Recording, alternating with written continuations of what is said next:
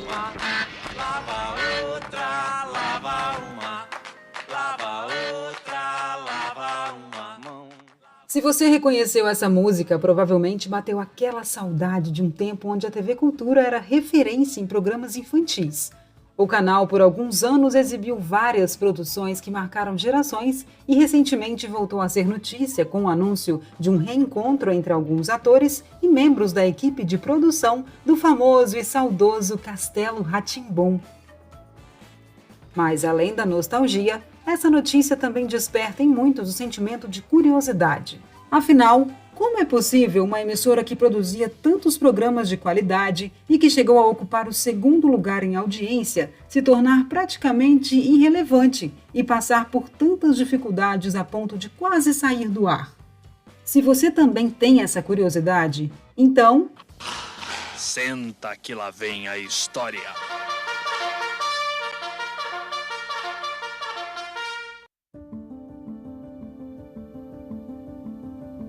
A televisão chegou ao Brasil no ano de 1950 pelas mãos do empresário Francisco de Assis Chateaubriand, ou Chateau, como era conhecido.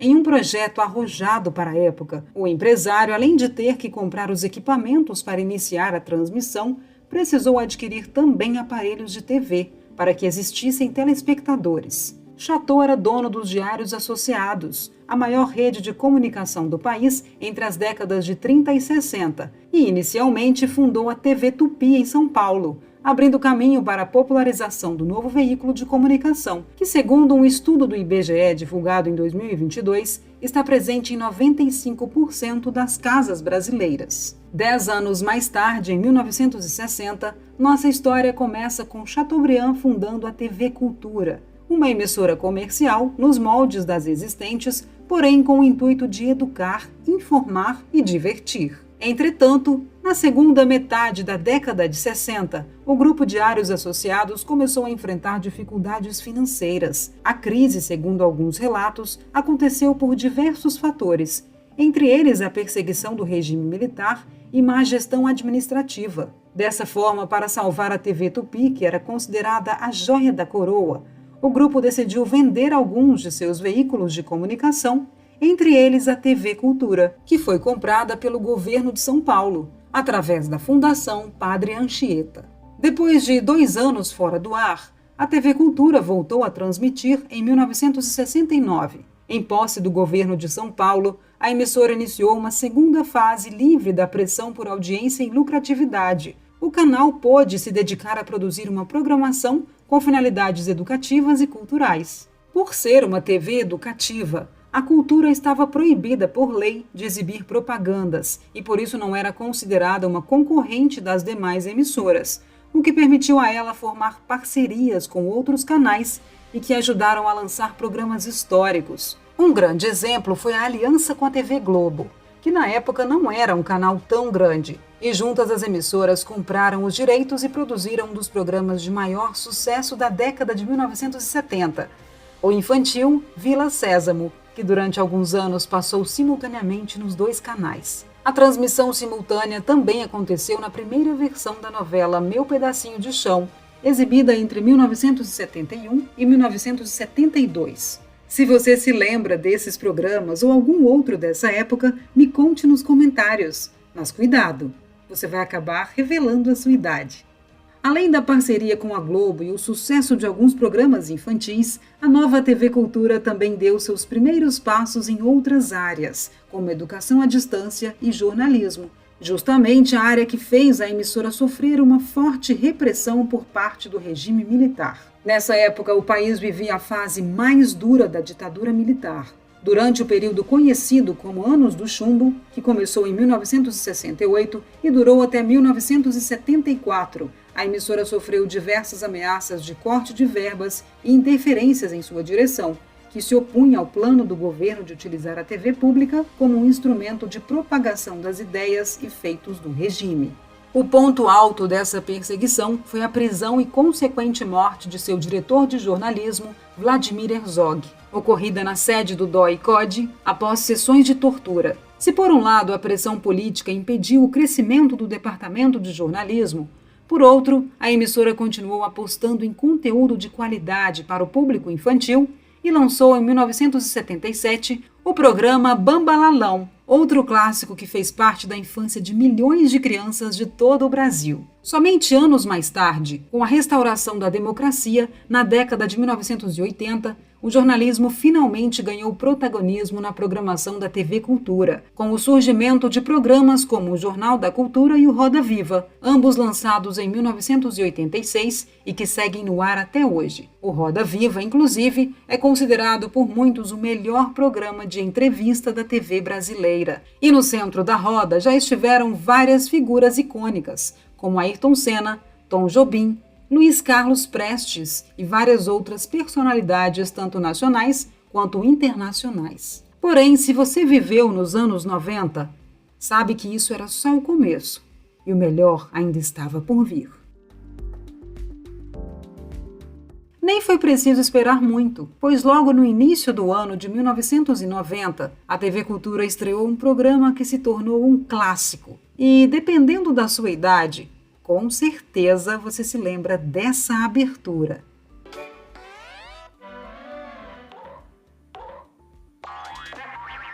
Numa época onde os programas infantis eram quase todos iguais, com uma apresentadora comandando gincanas e reprises de desenhos animados, a TV Cultura conseguiu inovar e produzir programas que eram divertidos e educativos ao mesmo tempo.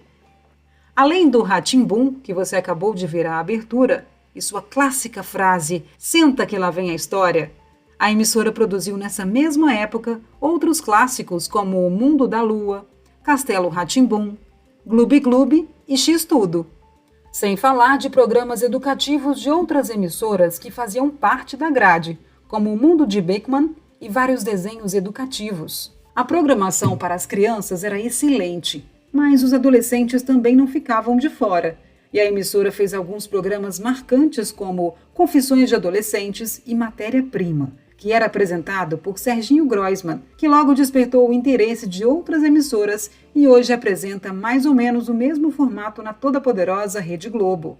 Ainda para o público infanto-juvenil, a emissora exibiu a série norte-americana Anos Incríveis, que mesmo depois de ser retirada do ar, rendeu bastante conversa pela lenda criada em torno do personagem Paul, vivido pelo ator Josh Saviano. Durante muito tempo circulou a informação de que o ator teria se convertido no cantor Marilyn Manson.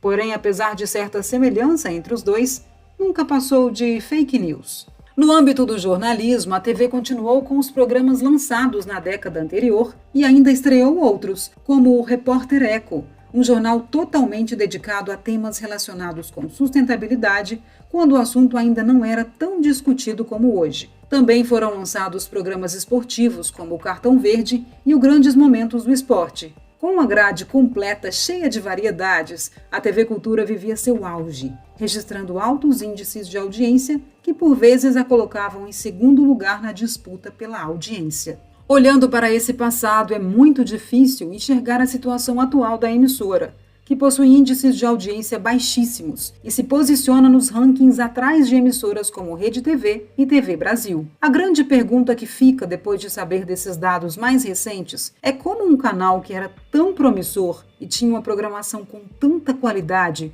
perdeu tanto espaço e quase teve que fechar.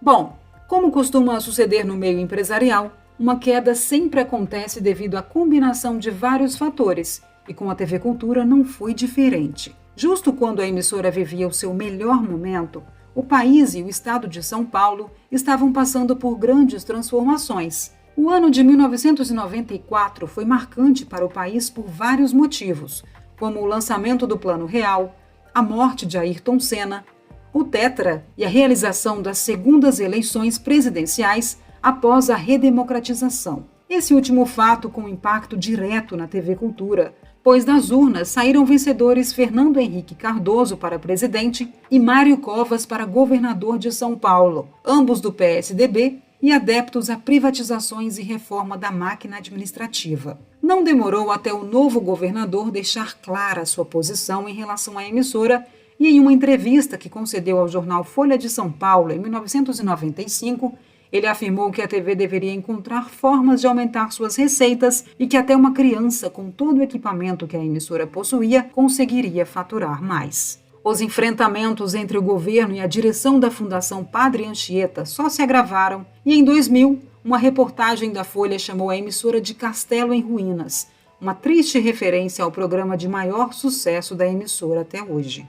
Nem mesmo a troca de comando no Estado com a morte de Covas e a chegada de Geraldo Alckmin ao governo foi capaz de reverter a situação, que agora era completamente diferente da que a TV viveu na década anterior. Em 2003, a emissora enfrentou mais uma forte crise e teve que demitir 250 funcionários.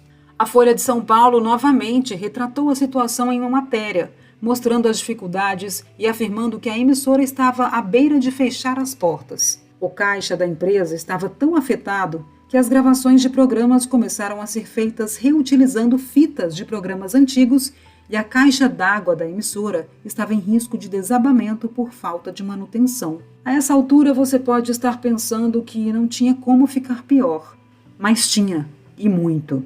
A popularização da TV a cabo também deu seu empurrãozinho para a queda da TV Cultura, pois parte do público que consumia a programação acabou migrando para a TV a cabo, onde tinham maior oferta de programas e muito mais novidades.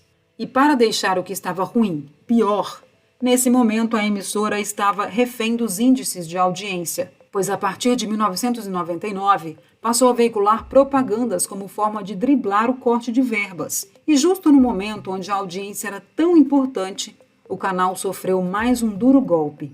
A rede de afiliadas que retransmitia a programação a nível nacional foi desfeita em 2007, gerando um grande encolhimento da audiência e da receita publicitária, que agora era de suma importância. Em geral, como podemos perceber, foi a soma de diversos fatores que contribuíram para a atual situação da emissora e com o déficit das receitas publicitárias, a TV Cultura continuou cada vez mais dependente dos repasses do governo estadual, que não são suficientes. De acordo com o site da Fundação Padre Anchieta, nos últimos anos os repasses não foram atualizados. A verba, que era de 115 milhões de reais em 2011, ficou praticamente igual, e chegou em 118 no ano passado, porém, em alguns anos, o valor repassado foi de menos de 100 milhões. E analisando os dados disponíveis, o que mais chama a atenção é que praticamente todo o montante é destinado a pagamento de funcionários e despesas, sendo que menos de 1% é utilizado para investimentos, indicando que a emissora não deve mudar seu rumo nos próximos anos, pois sem investimentos maiores, novos programas não serão lançados, e seus equipamentos se tornaram cada dia mais obsoletos, já que a tecnologia avança rapidamente na atualidade. Depois de quase 30 anos sob a administração do PSDB, pela primeira vez um governador de outro partido está à frente do Palácio dos Bandeirantes. Existe a expectativa de que a TV Cultura adote uma linha mais parecida com a TV Brasil, que está conseguindo melhores índices de audiência, porém com constantes acusações de não possuir independência editorial. O clima entre os funcionários, segundo algumas reportagens, é de incerteza. Ao fim, chegamos à conclusão de que é preciso que políticos e a população se conscientize da importância da existência de televisões públicas como a TV Cultura, comprometida com a educação sem a preocupação de apenas ter bons índices de audiência e lucro, além de também não possuir amarras ideológicas, pois só assim novos programas tão bons quanto os que eram feitos no passado serão novamente produzidos. Programas esses que deixaram imensa saudade, não só em mim, mas imagino que em você também. Agora me conta, você se lembra dos programas que foram mencionados no vídeo? Qual era o seu favorito? Deixe sua opinião nos comentários. Muito obrigada por assistir, abraços e